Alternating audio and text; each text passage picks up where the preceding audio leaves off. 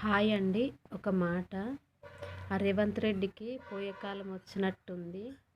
ఎందుకు అసలు అందరి ఇల్లులు కూలగొడుతున్నాడు? ఏమనిపిస్తుంది వాడికి అసలు? ఆ హైడ్రా ఏంటి? నాకైతే ఏం అర్థమైతలేదు. చిన్న పిల్లలను వేసుకొని రోడ్డు మీద పడ్డారు మంది పాపం. నాకైతే చూస్తుంటే చాలా బాధేస్తుంది. అది అస్సలు కరెక్ట్ కాదు.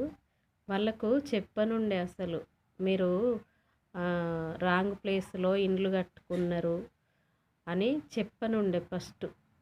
కనుక కూలగొడుతున్నాము, ఈ చెరువు మీద ఇల్లులు ఉండు కరెక్ట్ కాదు అని చెప్పి కూల్చివేయనుండే.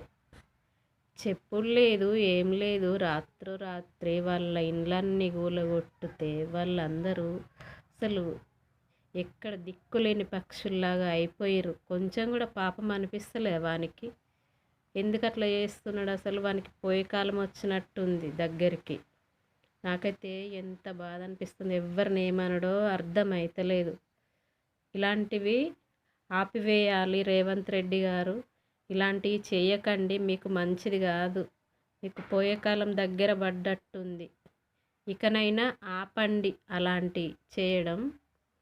మరి ఈ వీడియో మీకు నచ్చినట్లయితే ప్లీజ్ లైక్ చేయండి, సబ్స్క్రైబ్ చేయండి.